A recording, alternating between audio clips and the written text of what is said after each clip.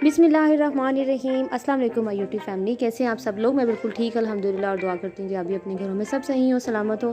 आज आप लोगों के लिए बहुत ही मज़ेदार सी टी टाइम स्नैक्स की रेसिपी लेके आई हूँ। और ये जो रेसिपी है ये बहुत मज़ेदार है और जब आप इसको बनाएंगे बहुत झटपट बनने वाली है, बहुत कम बजट में बहुत ईजीली ये रेसिपी आपकी बन के तैयार हो जाएगी। तो चलिए चलते हैं रेसिपी की तरफ। बहुत कम मेहनत लगेगी। यहाँ मैंने 2 अदद अंडे ले लिए हैं बॉयल, उनको मैंने अच्छा से बॉयल कर लिया है। और फिर हम क्या करेंगे कि इसको ना हम पीसेस कर लेंगे। और अंडा जो है ना वो काबू नहीं आ रहा। आप लोग इसको बेशक आप लोग इसको इसको क्रश कर लें, किसी भी चीज़ से आप इसको फॉक की मदद से कर लें, किसी भी चीज़ से कर लें। हमें ना इसको बारीक बारीक सा क्रश करना है, ठीक है। जिस तरह हम लोग सैंडविचेस बनाने के लिए एग्स को क्रश कर लेते हैं ना, तो इस तरह से हमने इसको क्रश करना है।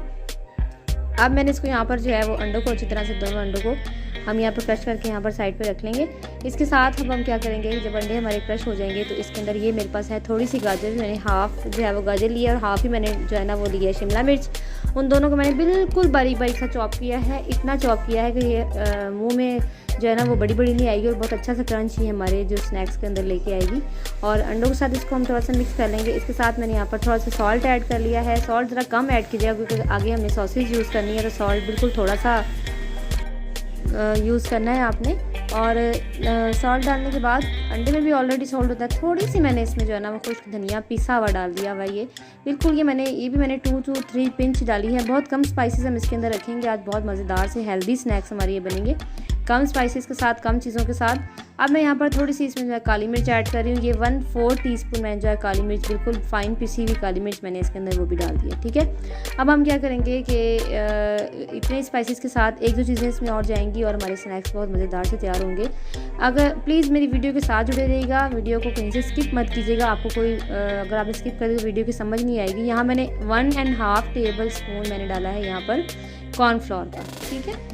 अब कॉर्नफ्लोर जो है इसमें क्रंच लेके आएगा और इसकी बाइंडिंग में हेल्प करेगा। बहुत अच्छी सी इसकी हमारी बाइंडिंग के अंदर इसकी हेल्प आ जाएगी और बहुत अच्छा टेस्ट इसका फ्लेवर भी आएगा इसके अंदर। तो मैंने इसके अंदर कॉर्नफ्लोर डालकर एक दफ़ा इसको मिक्स कर लिया है, ठीक है। और अब मैं क्या करूँगी कि इसके साथ ही यहाँ पर जो है वो ऐड करूँगी बाकी के हमारे इंग्रेडिएंट जो हमें बाकी डालना है। यहाँ पर मैंने अब कॉर्नफ्लोर के साथ इसके साथ बाइंडिंग के लिए मैं इसके अंदर यूज़ कर रही हूँ मैदा।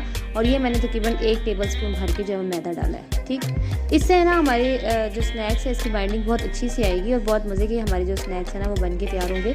तो ये मैंने इसके अंदर डाल दिया है। अब मैं क्या करूँगी कि इसको भी इसके अंदर मिक्स कर लूँगी।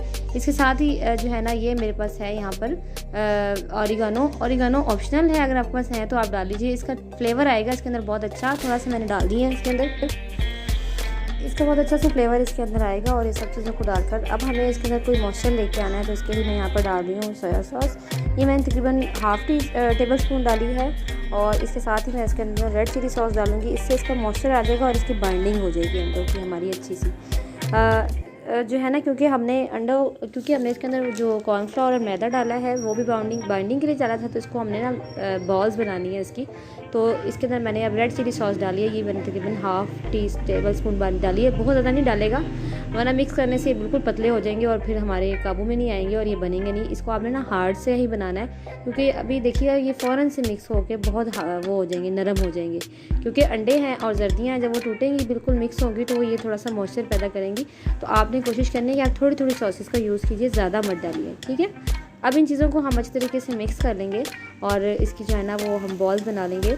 यहाँ अगर आपको मेरी वीडियो अच्छी लग रही है तो आप मेरी वीडियो को प्लीज़ लाइक कीजिए, वीडियो को लाइक कर दीजिए कि नहीं ये बहुत मेहनत से वीडियो बनती है और अगर आप लाइक करते हैं तो ये हमारी हौसला अफजाई होती है। और अगर आप मेरी वीडियो पर नए हैं, मेरे चैनल पर नए हैं, तो चैनल को सब्सक्राइब कर दीजिएगा प्लीज़ और बेल आइकन दबा लीजिएगा।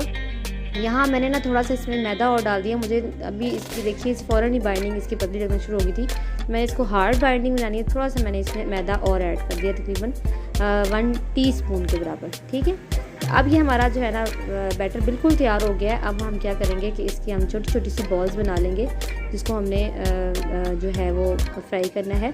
थोड़ी सी मैंने यहाँ पर लाल मिर्च ऐड की हैं, आप ये ऑप्शनल है। अगर आपको थोड़े स्पाइस चाहिए तो आप इसमें लाल मिर्च ऐड कर सकते हैं, वरना आप इसको सिंपली वैसे भी बना सकते हैं।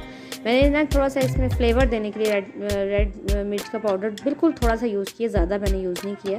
तो इस तरह आप हाथ में ले लेंगे। हाथ को आप बेशक ग्रीस कर लीजिए या आप हाथ के ऊपर जो है वो इसको वेट कर लीजिए। उससे ये होगा कि हमारे जो ये बॉल्स हैं ना ये बहुत इजीली बन जाएंगे। अगर हमारे हाथ वेट होंगे या हमारे हाथ थोड़े से ग्रीस किए होंगे तो उससे हमारे बॉल्स जो है बहुत इजीली हमारे काबू में आ जाएंगे, ठीक है। तो ये छोटी छोटी सी बॉल्स हम बना लेंगे, बहुत झटपट से काम होने वाला है, बहुत तेज़ी से ये सब कुछ बन जाएगा। अब हमने ये सब बॉल्स बना के आपने साइड पे रख लेने। ये देखिए इस तरह से ये सारे बॉल्स बनाकर हम साइड पे रख लेंगे। इस तरह से आप हाथ को ग्रीस कीजिए और हल्के हल्के हाथों से आप ये लगाते जाइए ऊपर, ठीक है। इस तरह से ये देखिए ये हमारे बॉल्स यहाँ पर सारे रेडी हो गए। अब क्या करेंगे, हम घी को करेंगे फ्राई। और मैंने ना इसके ऊपर क्या किया था कि इसको फ्राई करने से पहले ना एक दफ़ा मैदे से कोटिंग कर ली थी और फिर मैंने जो है ना घी, गर्म घी के अंदर, बिल्कुल गर्म घी के अंदर आपने इसको डालना है, क्योंकि ऑलरेडी ये सब कुछ बॉयल है, कुछ भी इसमें कच्चा नहीं है। तो आपने ना घी जो होगा बिल्कुल जब गर्म होगा फिर आपने इसको डालना है और कलर देने तक हम इसको फ्राई करेंगे। आराम से एहतियात के साथ आपने इसको डालना है, कुछ नाजुक बने हैं क्योंकि ज़ाहिर है अंडे हैं, तो अंडे जब बहुत जल्दी से वो टूट जाते हैं ना।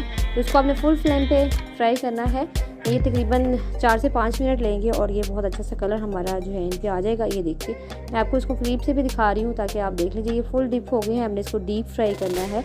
और इस दौरान जो है वो मेरे साथ भी हो गया वाक़या, बच्चों का ज़रा एहतियात किया कीजिए। मेरी पूरी कढ़ाई नीचे गिर गई एंड पे आके और सारा घी जो है वो गिर गया सारा। तो ये थोड़ा सा एहतियात प्लीज़ किया करें। और मेरे साथ ये पहली दफ़ा हुआ है। अल्लाह ताला सबके घरों में अपनी रहमतें और खैरियत रखे। तो ये इस तरह से अब हम क्या करेंगे कि इस तरह से ये हल्के हल्के हाथों से इसको यूँ इसको फोल्ड करते जाएंगे और दोनों तरफ से हम इसको बहुत प्यारा सा कलर दे देंगे। इसलिए मैं आपको एंड वाली जो है ना इसको निकालते हुए वीडियो नहीं दिखा सकी, क्योंकि मैंने आपको बताया कि घी सब गिर गया था अंदर से। तो इसलिए ना मैंने बॉल्स जो है वो निकालते हुए आपको नहीं दिखाया, सिर्फ मैं आपको यहाँ पर फ्राई करते हुए दिखा रही हूँ कि इस तरीके से हमने इसको कलर दे देना है, ठीक है। ये देखिए इस तरह से जब ये इसको कलर आ जाएगा तो आप इसको निकाल लीजिए, अपने गैस को खिलाइए, आप खुद शाम में चाय में के साथ पीजिए। बहुत मज़ेदार, बहुत टेस्टी सॉस के साथ, केचप के साथ आप इसको पेश कीजिए और बहुत मज़ेदार रेसिपी है। ज़रूर ट्राई कीजिएगा, मुझे फ़ीडबैक दीजिएगा कि आपको मेरी रेसिपी कैसी लगी है और मुझे बताइएगा कि आपको और कौन सी रेसिपी देखना आप पसंद करेंगे। अपना बहुत ख्याल रखिएगा, मुझे दुआ में याद रखिएगा। अल्लाह हाफिज़।